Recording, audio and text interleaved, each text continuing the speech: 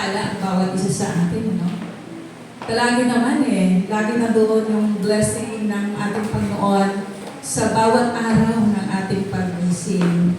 Kaya salamat sa Diyos dahil nandito tayo. Ang gaganda at ang gagwapo ng mga anak ng Diyos. Purihin ang Panginoon. Ang gaganda ng may smile.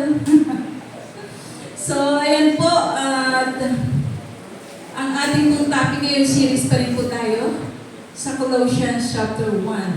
So, ang aking, hindi na po siguro nag-opening prayer na si Pastor.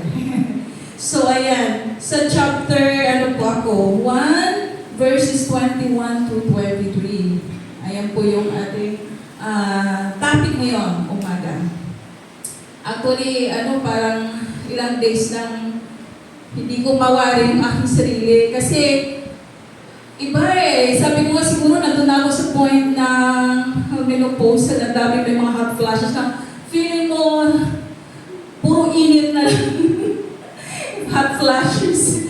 Talagang iba yung feeling ko. Pero praise pa rin ng Lord. Dahil, yun nga po, sa bawat araw talaga, sinasamahan tayo ng ating Panginoon.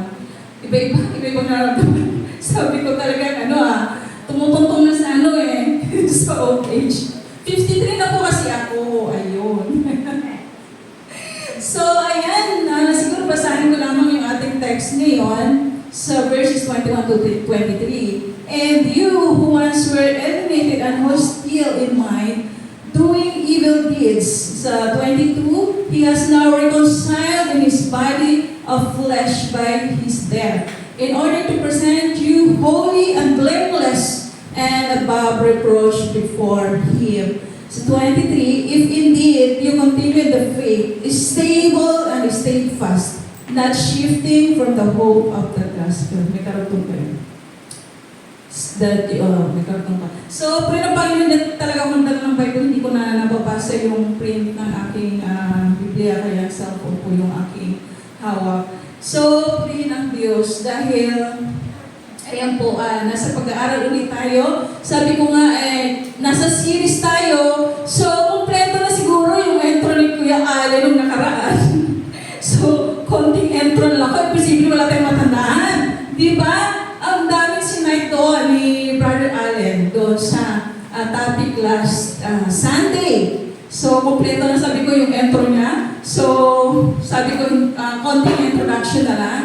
So, ayan po, yung introduction natin dito ay si Paul, na-remind pa rin niya. Paul reminds the Colossians, they too had been reconciled to God through Jesus Christ. So, ito yung time na pakinggan po natin nung nakaraan.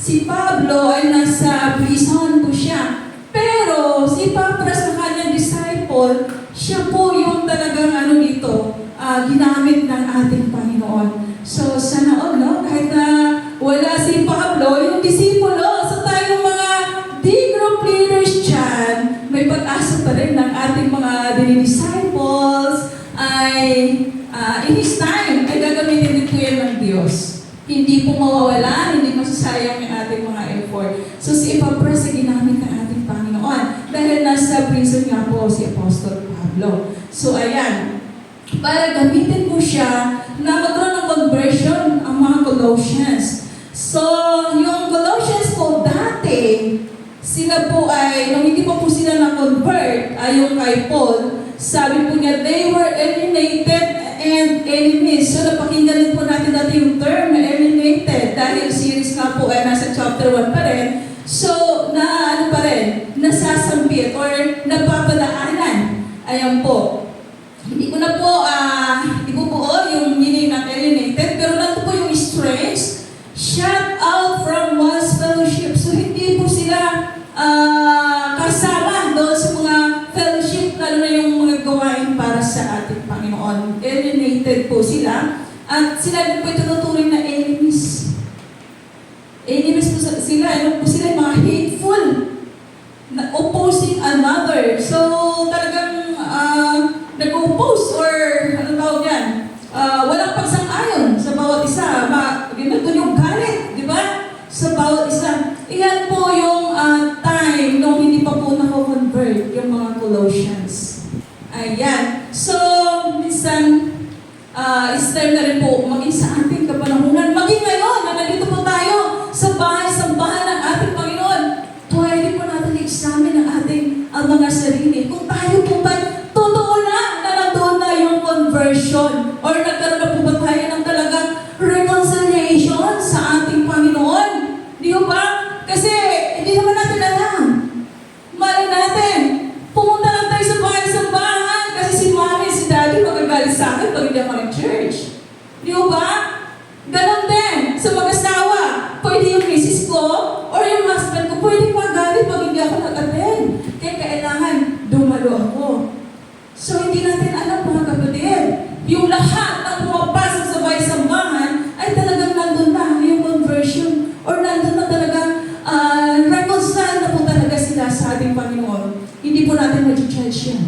ang Panginoon lamang po nakakita sa ating mga puso.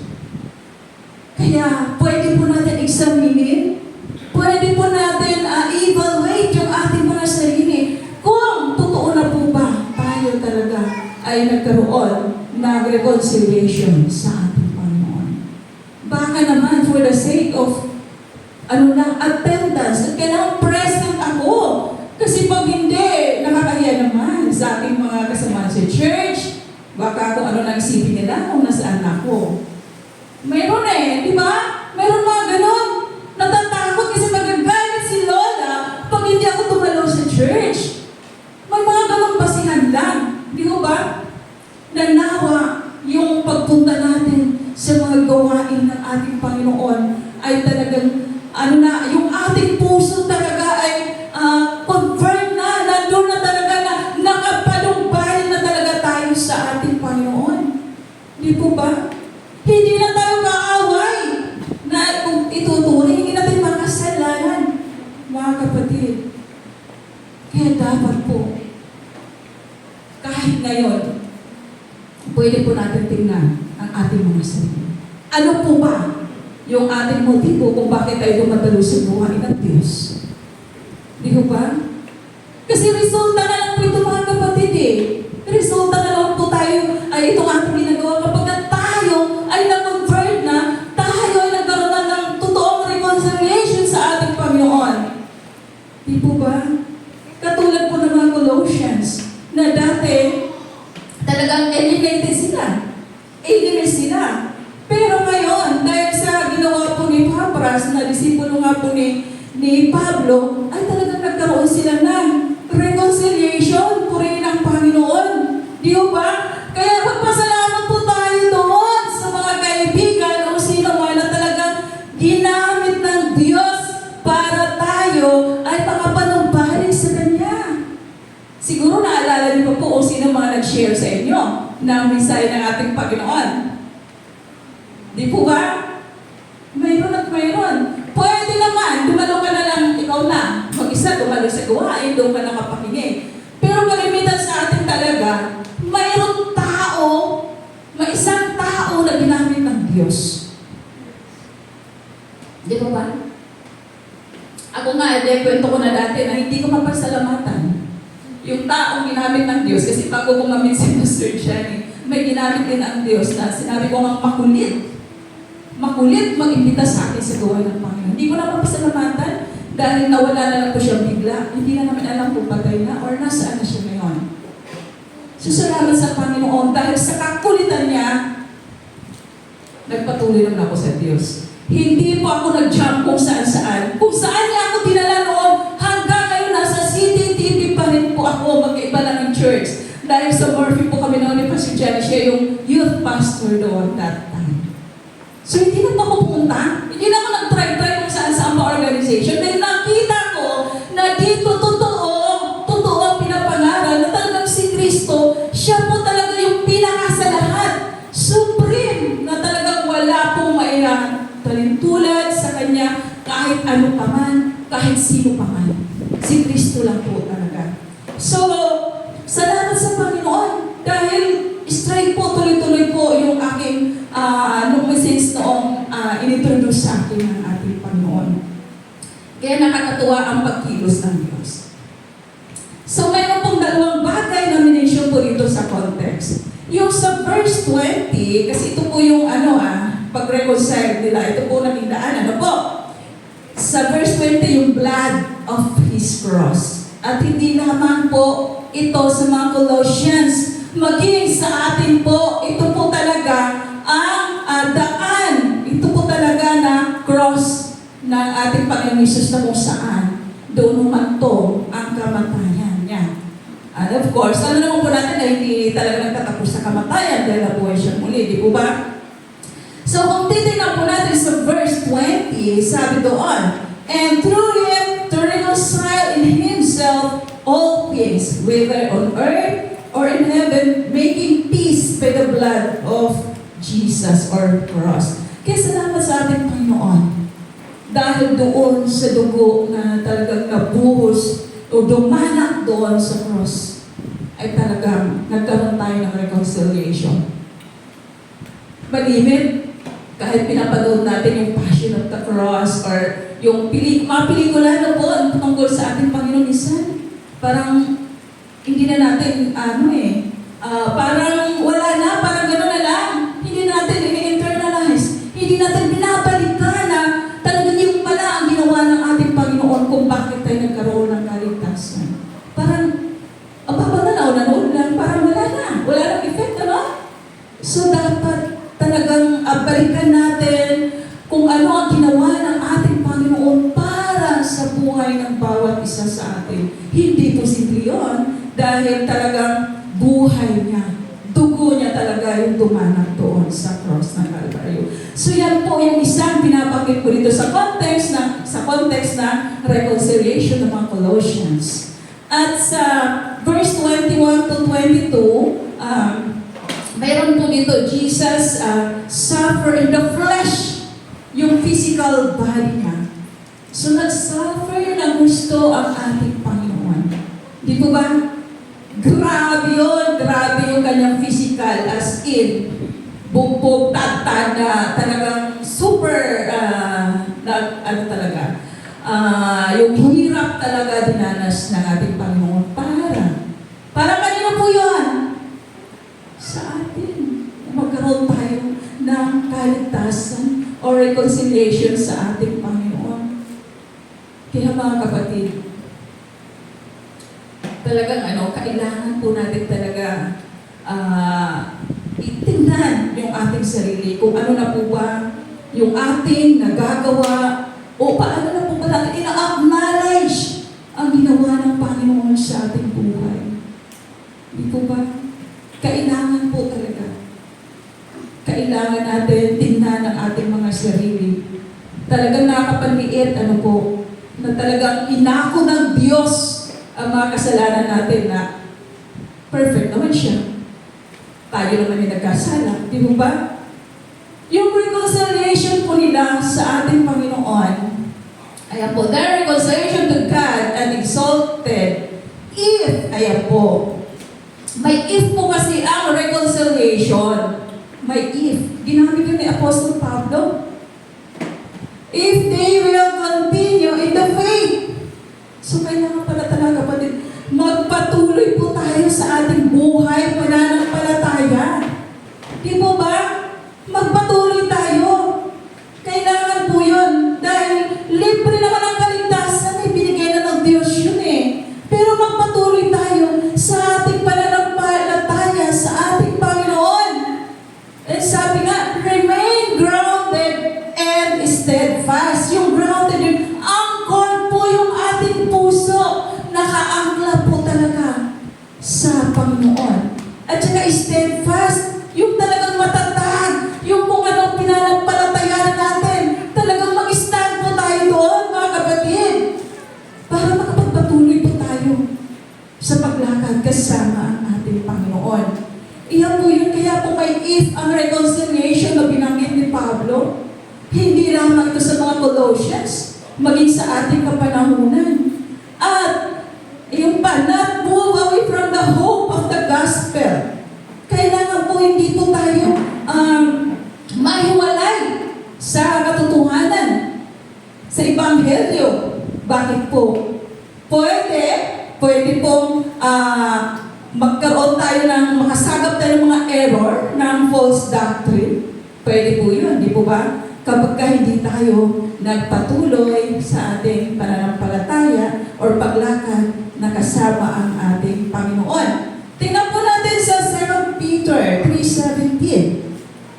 Tingnan natin, wala pa akong dalang Bible kasi nandito lang, inilista ko na lang. Once you were alienated from God and were enemies in your minds because of your evil behavior, sa verse 22, but now He has reconciled you by Christ and physical body through death to present you holy and blameless. Talaga kailangan na magpatuloy tayo. Hindi po tayo tumalikod sa salita ng ating Panginoon. Not move away from the hope of the gospel. Ayan po yun. Pwede rin pumaten tayo. Di ba?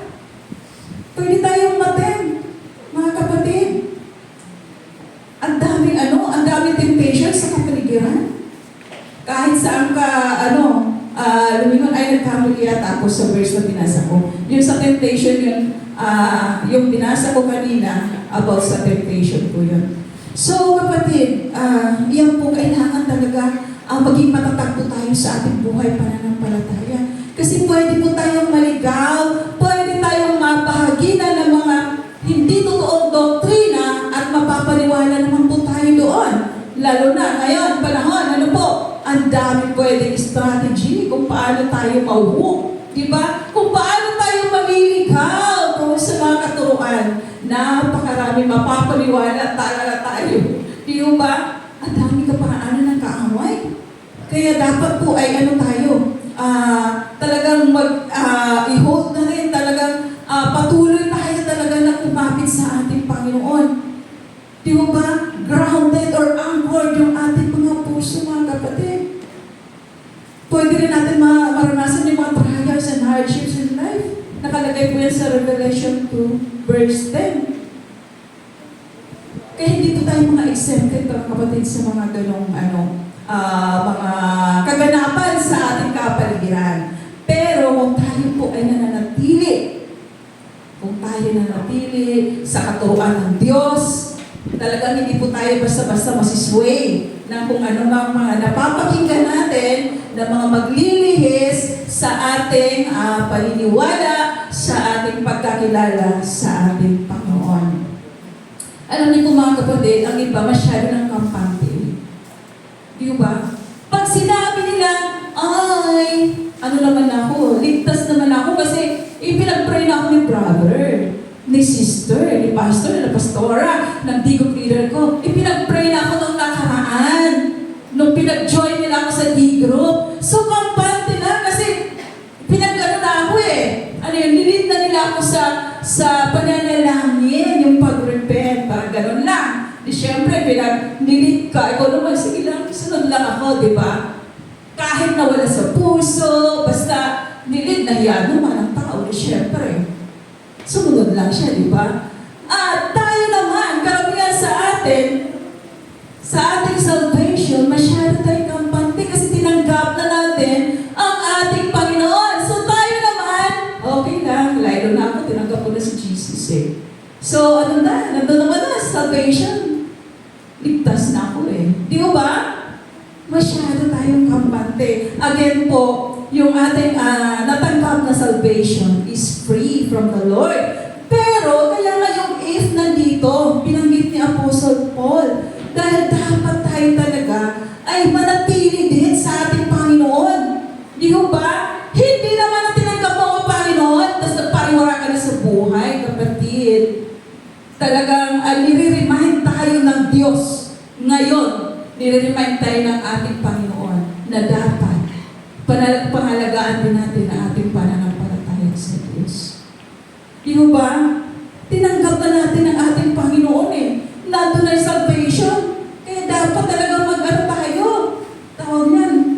Nandun na panindigan talaga natin. Ipamuhay talaga natin. Yung kaligtasan na yun, yung salvation na in-offer ng ating Panginoon na libre. Libre po. So kung titingnan natin, minsan yung iba, sabihin, paano naman ang seguridad or security ng isang believer? Yes, nandun na po yan sa Bible, nakalagay. Pangalagaan lang po natin talaga yung salvation na mayroon tayo. Di ba sa John 10:27 to 29, malinaw po yan nandun yung security ng believer o yung tumanggap na sa ating Panginoon. Nandun yun. Pero, sa 27, ang nakalagay po doon, my sheep hear my voice. I know them and they follow me. So, hindi lang po tayo magbabase doon sa sumunod na verses hanggang 29 po yata yun, na walang makaka-snatch sa akin dahil ang aking pangalan ay nandun na sa, naitala na ng Panginoon sa aklat ng buhay.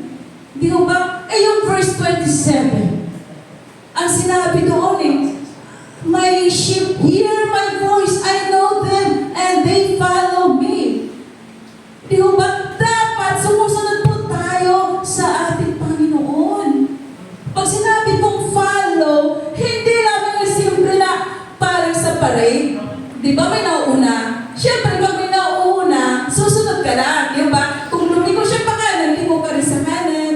kaliwa, di ba? Kasi may naglilig eh. So, hindi lang po ito ganun kasimple. Talagang sumunod po tayo sa ating Panginoon. Sumunod tayo sa Kanyang salita. Sumunod tayo sa nais ng Diyos sa ating mga buhay. Sa plano ng Diyos sa ating mga buhay. Di ba? Huwag lang po doon sa wala nang makaka-snatch sa akin. Kumbaga hindi na ako maagaw ng kaaway pa dahil ang aking pangalan ay nakatalanta doon sa aklat ng buhay dahil tinanggap ko na ang Diyos. Hanggang doon lamang ba? Magpapakasarap na lang ba tayo sa kung ano yung uso sa mundo dahil tinanggap na natin ang Panginoon? Di ba? Dapat po ay patuloy tayong sumunod. Sumunod sa ating Panginoon. Dahil sa, mayroon din po daw sa Proverbs 10 verse 9, whoever walks integrity walks securely. So dapat po talaga ay mayroon tayong integridad sa ating paglakad. Kasama po talaga ang ating Panginoon. Hindi po yung tayo ang sinusunod natin, yung sarili lamang natin, na kung ano ang gusto ko ay yun na yun. Di ba? Na talagang malayo sa palatuntunan, malayo sa salita ng ating Panginoon. Kaya malinaw po kapatid, dapat tingnan po natin ang ating mga sarili. Kapag tinanggap na natin ang ating Panginoon, abay, mamuhay na tayo ng ayon sa Kanyang salita. Though, hindi naman natin masusunod lahat yun, di ba? Nagkakasala din tayo, katulad ng 10 Commandments. Pwede isa lang doon ang magawa natin o baka wala pa. Di ba? So, panatilihin natin o magsumikap din po tayo na masunod natin ang naisin ng ating Panginoon. Di ba? Napakasarap po na mabuhay kasama ang Diyos. Kung hindi po natin nasusunod ang salita ng ating Panginoon, or kung mayroon tayong nalalabag at nauwi sa ating pagkakasala, mga kapatid, bilang totoong tumanggap sa Diyos, mayroon po yung conviction sa ating mga puso. Makakaramdam ka talaga ng kakaiba na kailangan mo ihingi ng tawad sa ating Panginoon. Dahil hindi tayo perfecto eh. Makakagawa talaga tayo ng pagkakasala. Sa ating kaisipan nga lang, ang lawak ng ating natatanaw, di ba? Sa ating mga mata, ang lawak, ang dami natin nakikita na pwede talaga tayo magkasala. Pero kapag ganun, kapatid, iluhod po natin, hindi po natin ang tawad yan sa ating Panginoon. Dahil may tulad nga po doon sa nabasa ko na they prove the point of the yung dog daw po, yung dog na talagang tawag nito, di ba yung dog, kung atin lang pong bibigyan ng pansin or i-observe niyo po yung dog. Di ba yung dog, siguro napakinggan na natin itong illustration na to, at saka nasa Biblia po yan, biblical po yan, na kapag ka sumuka, sa term, kapag ka sumuka, parang alis na niya konti, babalik na naman siya. Ano ginagawa ng dog? Dinidila-dilaan niya, kinakain niya, yung marumi, yung suka niya, di po ba? So tayo, kapag nilinis na tayo ng ating Panginoon, dapat huwag na tayong bumalik doon. Kadiri na, di po ba? Kasalanan, lalangoy pa ba tayo? Inilinis na tayo ng Diyos. Pinatawad na tayo. Nagkaroon na tayo ng kaligtasan. Kaya ano na tayo talaga, umaari talaga, dito na tayo sa daan na kung saan yung kalulugod ng ating Panginoon. Tama po ba? Doon na tayo. Katulad din daw po ng isang pig. Aray, ako ba yun? Yung baboy. Diba? Try mo mag-alaga ng baboy, tapos pakawalan mo lang. Maya-maya, ano mo siya, pauwi mo siya, linisin mo siya, paliguan mo. Maya-maya lang, wala na, nandun na naman sa putikan. Bakit? Ang sarap kasi doon. Nag-i-enjoy siya doon sa putikan. Di ba? Nag-i-enjoy talaga siya doon. Kung bakit bumabalik-balik siya. So tayo po ba? Ano ang ibibigay sa sa atin ang enjoyment. Bumabalik pa po ba tayo doon sa nakaraan? Doon sa marami pa tayo? Doon sa talagang namuhay pa tayo sa kasalanan? Marami. Marami pa rin naman, di ba? Kung hindi naman tayo nakikita ng ating kapatiran, abay, ang Diyos, higit pa sa CCTV yan. Makikita at makikita niya kung ano ang ginagawa natin. Sa bawat pagkakataon ng buhay natin, minsan kasi, masyado tayong nag-observe pag nasa labas tayo at may ginagawa tayong hindi maganda dahil alam natin kasalanan, yung ating mata umiikot din ako, baka may pumunta ditong kakilala ko, kasama ko sa church, di ba? Kasi alam mo na nandun ka sa lugar na kung saan nandun yung mga temptation para ikaw ay magkasala, para ikaw ay bumalik doon sa dating buhay, doon sa kasalanan. Mga kapatid, ito na po yung time na kailangan pagbulay-bulayan po natin. Tingnan po natin ang ating mga sarili kung talagang ang Diyos ba talaga ang supreme ng ating buhay. Sinusunod po natin talaga ang Diyos. Or nandun tayo sa masyadong maabuso sa grace ng ating Panginoon. Ay, mapiyaya naman ng Diyos. Alam ko naman, patawad siya, mapahiuli ako ng sorry. After ko mag-sorry, ulit nandun na naman ako sa kasalanan. Di ba? Palagay natin, malulugod ba ang Diyos sa ganun? Di ba? Dapat po talaga ay tayo ay talagang yung watchful. Guardian po natin ang ating puso, ang ating isipan, ang ating buong pagkatao. Maging watchful po tayo. Dahil ang kaaway ay nagdo-double time po yan. Palagi natin napapakinggan yan sa mga preaching. Nagdo-double time po ang kaaway. Dahil ayaw niya na tayo ay magkaroon ng reconciliation sa ating Panginoon. Ayaw niya na manumbalik tayo sa Diyos. Dahil ang nais niya ay tayo ay kakahanib niya hanggang ngayon. Di ba? So, choice po natin yun. Dalawa naman pagpipilian natin eh. Susunod ba tayo kay Kristo? Or susundin na lang natin ating sarili?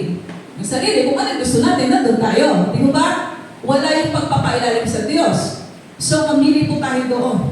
Dahil binigyan po tayo ng free will ng ating Panginoon. Malaya. Malaya tayo mamili. Iyon na po yung naabuso yung kalayaan na yun. Saka na lang daw. Saka na lang mag-repent pag nandun na sa balik ng karamdaman. Di ba? Malimit ganun eh. Ang daling share eh pag nandun sa hospital.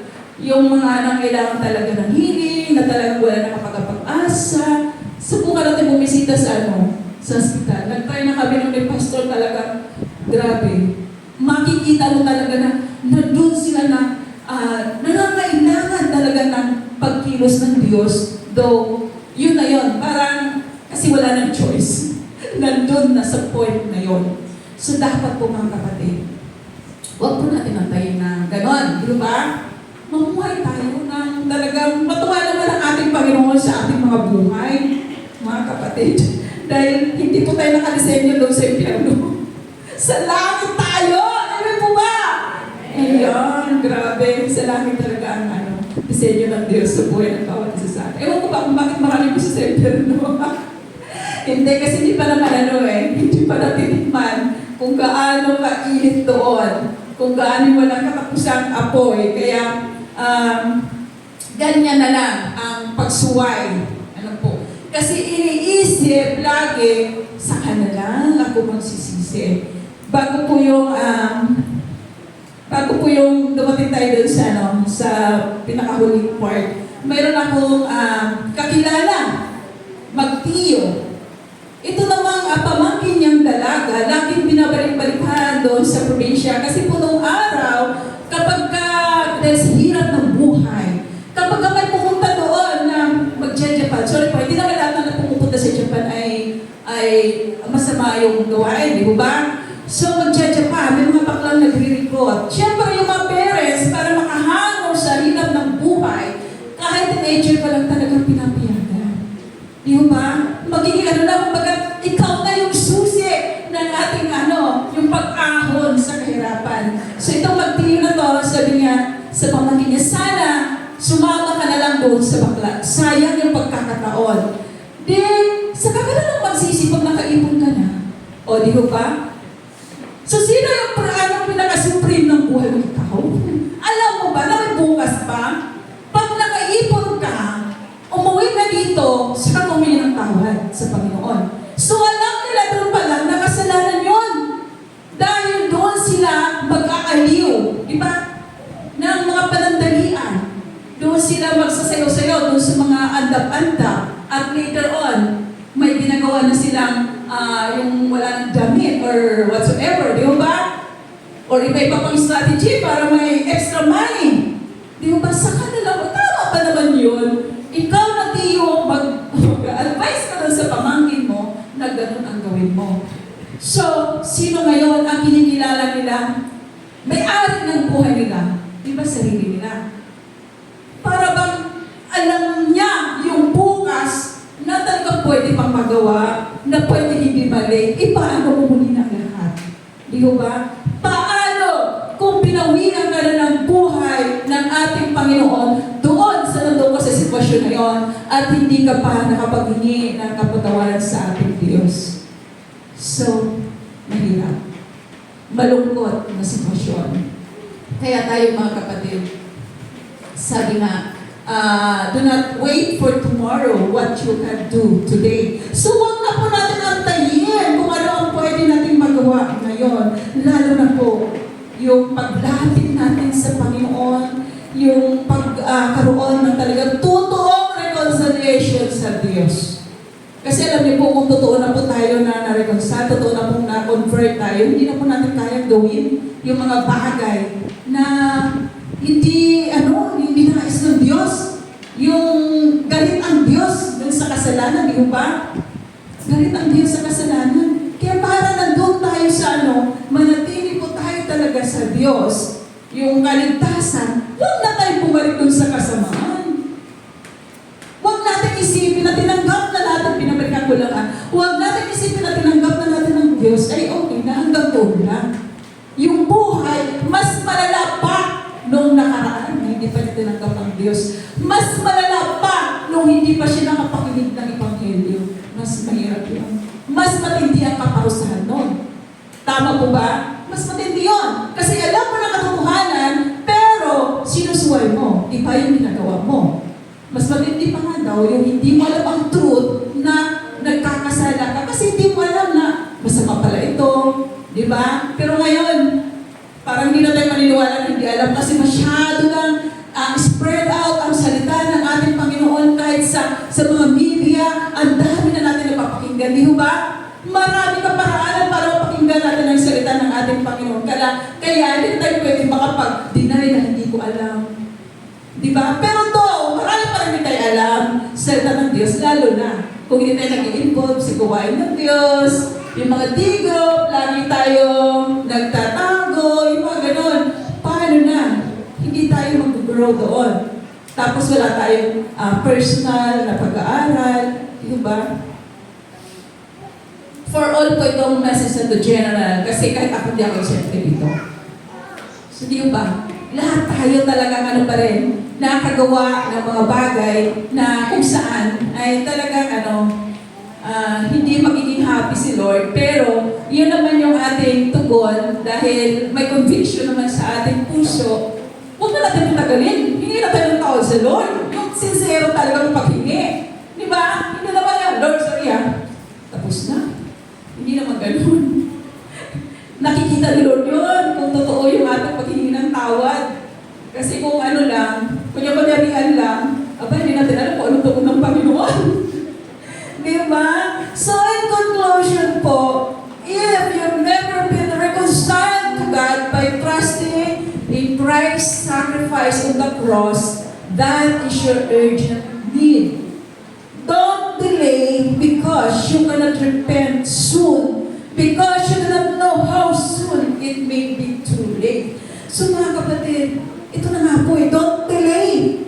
Sabi dito ni Thomas Fuller, urgent need. So pag sinabing urgent, agaran, bigyan natin ng action. Now na. Para ba yung urgent or mga emergency sa Saan ka pupunta? Di syempre sa hospital na may ER para maagapan, di ba? Ma-check ka agad, mabigyan ng lunas. So ito na po, wag na po natin antayin. Kumbaga, wag na natin i-delay. Wag na po natin ipagpabukas dahil hindi natin alam. Di ba? Baka mamaya, late na tayo. Tama po ba? Baka mamaya, huli na tayo. Kaya nakakalungkot po na maraming nawala na ng buhay, pero hindi pa sila nasishira ng salita ng ating Panginoon. So ngayon na po ang panahon. Check po natin ang ating mga sarili. Kung tayo po ba ay namumuhay pa doon sa dati nating pagkatao, yung enemy pa tayo na hindi lang obvious kasi daw naman natin friendship eh. Halata, di ba? Enemy, hindi naman mismong ikaw na physical ang kalaban dito, kundi spiritual ang pinag-uusapan dito. Kaya tingnan po natin mga kapatid. Kung tayo po ba ay nabago na ng Diyos. Kung hindi pa, ito na nga po yung pagkakataon.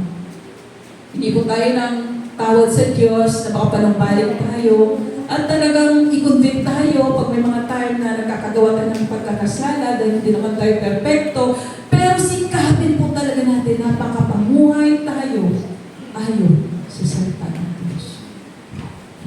Purihin ang Panginoon dahil alam niyo po mga kapatid, ganun tayo kamahal ng Diyos. Ganun na tayo kamahal. Minsan mga salita ng Panginoon, kung papakinggan natin, may mga time talaga na masakit pakinggan kasi tinatama tayo. Huwag po natin piliin na pagpabor lang sa atin, interesado tayo makinig sa preaching. Malimit, di ba? Maraming taong ganun. Ay, naku-bless talaga ako kasi ang ganda ng preaching. Kasi pumapabor sa atin. Once na tinatama na tayo, hindi naman naka-bless. Parang ganun, di ba? Pero alam niyo, pagpasalamatan natin yun.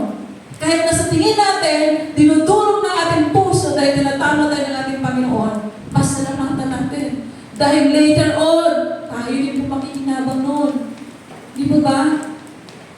Kaya huwag tayo maging alienated, huwag tayo humiwalay. Patuloy tayo dumalo sa gawain ng Diyos. Amen po ba? Huwag tayo magbisi-bisihan kasi ito naman, yung iba ay talagang may mga pasok during ng pananambahan. Pero yung mga nandyan lang sa tahanan, aba yung ating gawain, bahay, gawain muna natin. At saka na tayo maglinis, kahit marami na, sige na lang, dahil time na. Time na. Punta na tayo sa gawain ng Diyos. Ano naman ang mangyayari kung tapos ka na nga magligpit, pero closing prayer naman nakapunta natin. Di ba? Sayang naman ang bihis mo, sayang ang pagmasahe mo.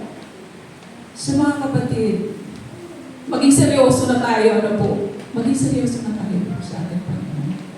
Lumakad tayo na talagang nakaangkla ang ating puso sa Diyos. At gawin po natin yung kanyang mga salita. Ang hirap na natin gawin, mahirap sumunod sa salita ng ating Panginoon kapag hindi natin alam. Bakit? Kasi hindi naman tayo nagpapasa. Paano natin malalaman na salita pala ng Diyos yun? Kaya kami po, konting ano lang, no? Kami sa D-Group, hindi pa naman huli ang lahat, di po ba? Di po ba mga senioritas? Hindi po huli ang lahat. Balik po kami doon sa umpisa. Mayroon po ako lagi sa kanilang assignment, mag-memory verse. Kasi daw yung mga na-memorial na nung nakaraang pang panahon, na ano na daw, na tawag niyan, na-demolish sa isip, nawala na daw, nung nabura na, kasi daw nagkakaedad na. So, kailangan bumalik tayo doon para yung mga salita ng Diyos na talagang pinangawakan natin. Amen po ba?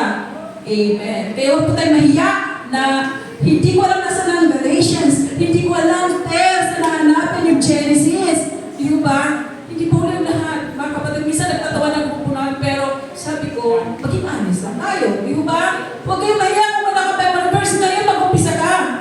Di ba? Yung John 3:16, ngayon, umpisahan mo na memoryahin. Kasi yung mga bata niya sa baba, ang gagaling eh. So, hindi tayo patatalo, di ba? At least, meron mga salita ng Diyos na pinanghawakan tayo.